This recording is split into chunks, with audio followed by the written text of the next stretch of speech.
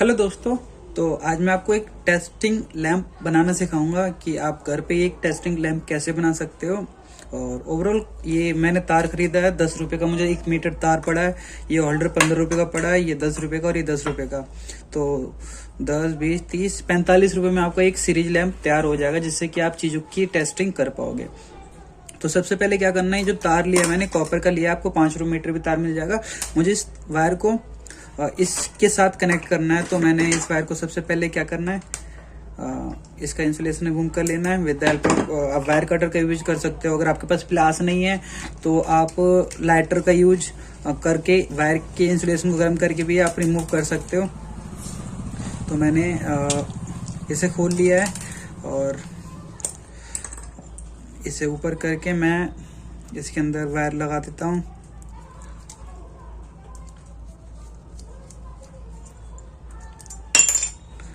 तो मैंने इस वायर को इसमें डाल देना है। इसमें हमें लेफ्ट लाइट राइट देखने की कोई जरूरत नहीं होती, क्योंकि लाइट लोड है। तो ऐसे हमें कोई दिक्कत नहीं कि हमें उसके टर्मिनल का ध्यान रखना होता है कि किधर हम रेड कलर को दे, किधर ब्लैक कलर को दे। ठीक है। तो आप इसमें किसी भी कलर का वायर यूज कर सकते हो, क्योंकि इसमें टू कंडक्टर की रिक्वायरमेंट होती है, 2 वायर की रिक्वायरमेंट होती है, इसलिए। तो मैंने इसे इसमें डाल दिया है। अब इन दोनों को मैं स्क्रू ड्राइवर से टाइट कर लेता हूँ। बस आप जब भी स्क्रू ड्राइवर चलाएं तो थोड़ा ध्यान रखिए कि ज्यादा स्क्रू ड्राइवर को फोर्स न लगाए, वरना स्लिप करेगा तो आपको थोड़ा मतलब लग सकता है चोट। तो मैंने इसे जैसे खोला था वैसे ही डाल लिया है, देख सकते हो आप। अब मैं इसके अंदर इसे डाल देता हूँ। आप तार को कैसे भी निकाल सकते हो, मुझे तो बस एक टेस्टिंग करके दिखाना है आपको। मैंने इसे तार को डाल लिया और इसके ऊपर ऐसे कवर डाल रहा हूँ मैं। तो इस तार को पहले हमें इधर सेट करके फिर हमें इधर बैठाना पड़ेगा, हमें इसमें डालना पड़ेगा। हमने इसमें डाल दिया, फिर इसके पेज को कसना पड़ेगा। जैसे ही मैंने इसमें इसे कस दिया तो अपना ये हो गया तैयार। ठीक है। अब मैं अगर इसे इलेक्ट्रिक बोर्ड में लगाऊंगा तो यहाँ पे मेरा इलेक्ट्रिसिटी पहुंच जाएगा। ठीक है। अब मैं क्या करता हूँ, इसे भी रिमूव कर लेता हूँ, इसके इंसुलेशन को। और ये जो होल्डर है थोड़ी अच्छी क्वालिटी का लिया है, इसलिए 15 रुपए का पड़ा, अदरवाइज से 10 रुपए का भी मिल जाएगा आपको मार्केट में। तो मैंने इसे होल कर लिया है। इसमें से वायर पास कर लूंगा। वायर पास करने के बाद इसके ये जो वायर है ये भी थोड़ी लो क्वालिटी का है, लेकिन ठीक है, अपने लिए इससे ज़्यादा हैवी की रिक्वायरमेंट भी नहीं है। तो अगर आपको नहीं पता कि वायर को कैसे पहचाना जाता है तो आप मेरी अदर वीडियो भी देख सकते हो, आपको वहाँ भी मिल जाएगा। इसमें भी लेफ्ट राइट का कोई इशू नहीं होता, तो आप किसी को भी किसी में भी डाल सकते हो। तो ये एक अच्छी बात है कि आपको मतलब लेफ्ट राइट का जो सीक्वेंस होता है उनको फॉलो करने की कोई ज़रूरत नहीं होती है। अदरवाइज अगर आप 3 अर्थिंग का यूज करते तो आपको वहाँ पे सीक्वेंस की जरूरत होती है। तो आपको यहाँ कोई सीक्वेंस की जरूरत नहीं है। आप सीक्वेंस का ध्यान नहीं भी दीजिएगा तो कोई फर्क नहीं पड़ेगा। ठीक है। तो ये मैंने वायर लगा दी, ये मैंने कनेक्ट कर दिया। ठीक है। तो अब मैं इसे क्या करूँगा, इसे मैंने कस लिया है, जितना टाइट हो उतना कर लेंगे। ठीक है। ये बिल्कुल टाइट सा हो गया है। मैंने इसमें बल्ब लगाना है। अब मुझे क्या करना है, एक इलेक्ट्रिक बोर्ड लेना है। मैंने एक इलेक्ट्रिक बोर्ड ले लिया जिसके अंदर ऑलरेडी 220 सप्लाई आ रहा है। मुझे इसे लगा के टेस्टिंग करना है। तो ये बल्ब ग्लो कर रहा है। ठीक है। मतलब हमारा जो सर्किट है वो सही काम कर रहा है। ठीक है। अब मुझे क्या करना है, इसमें से एक वायर एनीवन, इसमें 2 वायर है, देखिए एक रेड एक ब्लैक है। ठीक है। मुझे एनीवन वायर को इसको पहले थोड़ा खोल लेना है, क्योंकि वायर आपस में बाउंड सा है। तो मुझे इसे खोलने के बाद इसमें से एनीवन वायर को काट लेना है, एक को, दोनों को नहीं, मुझे एक को काट लेना है। फॉर एग्जाम्पल मैं मान लेता हूँ, मैं ब्लैक को काट लेता हूँ। ठीक है। रेड वैसे डेंजर का है तो मैं रेड को ही काट लेता हूँ, क्योंकि रेड से पता चलता है कि टेस्टिंग वायर है। मैंने इसे काट लिया है। ठीक है। मैंने इसे काट लिया है। दोनों को काटने के बाद मैं इंसुलेशन को रिमूव कर लूंगा। ठीक है। मैंने इंसुलेशन को रिमूव कर लिया है और इसे इस तरीके से, ये थोड़ा वायर पतला है ना तो उसमें थोड़ी वो आ रही है। आप अगर थोड़ी हैवी क्वालिटी का वायर लीजिएगा तो अच्छा बनेगा। अब क्या करना है मुझे,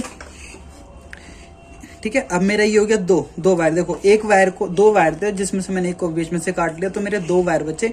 अब इस ब्लैक वायर को आप पीछे कर दो, 2 वायर को आगे रख दो। अब मैं जब इसे इलेक्ट्रिक बोर्ड में लगाऊंगा और मैं जब इसे ऑन करूंगा तो ये जब तक ग्लो नहीं करेगा जब तक ये सर्किट कंप्लीट नहीं होगा। जैसे ये सर्किट कंप्लीट हुआ, जैसे ये ग्लो करना चालू कर देगा। अब आपको टेस्टिंग कैसे करनी है, फॉर एग्जांपल मान लीजिए आपको इस टेस्टर की टेस्टिंग करनी है, तो आप एक इस टर्मिनल पे एक इस टर्मिनल पे लगाओगे तो आपका ये लाइट ग्लो करने लग गया। वैसे ही मैं आपको एक रिले चेक करके बताता हूँ कि रिले कैसे चेक कर सकते हो आप इससे। जैसा कि अपने पास कई सारे ओवरलोड है, कई सारे रिले पड़े हैं, तो ये मैं आपको दिखा दूं कि जो अपने पास है इसे रिले कहते हैं, जो 3 पेज दिख रहे हैं आपको, और इसे ओवरलोड कहते हैं। ये फ्रिज के अंदर लगता है नॉर्मली। तो आज मैं आपको टेस्टिंग करना बताऊंगा कि आप इस सीरीज लैंप से इनको कैसे चेक कर सकते हो। आपको क्या करना है, देखिए आप इसे ध्यान से देखिए, इसके अंदर ना एक ये टर्मिनल दिख रहा होगा आपको, ठीक है। ये टर्मिनल जो है, आप इस टर्मिनल पे ध्यान दीजिए, आपको ये टर्मिनल दिख रहा होगा यहाँ पे, इस टर्मिनल पे, और एक बीच में एक टर्मिनल दिख रहा होगा। 2 टर्मिनल इसके अंदर होंगे। इन दोनों टर्मिनल पे आपको ये रेड कलर वाला वायर लगाना है। यानी मैं इसे लगाऊं तो ये देखिए मेरा ये ग्लो कर रहा है, इसका मतलब ठीक है। अब मैं मुझे एक इस टर्मिनल पे लगाना, एक इस टर्मिनल पे, अगर ये सही होगा तो ये बोल जाएगा, यानी ये सही है, ग्लो कर रहा है। तो इसका मतलब ये रिले आपका सही, ओवरलोड आपका सही है। ये कंप्रेसर के साथ यूज होता है, कंप्रेसर को प्रोटेक्ट करने के लिए। ऐसे ही मैं दूसरे को भी टेस्ट कर लेता हूँ, इससे आपका भी टेस्टिंग हो जाएगा।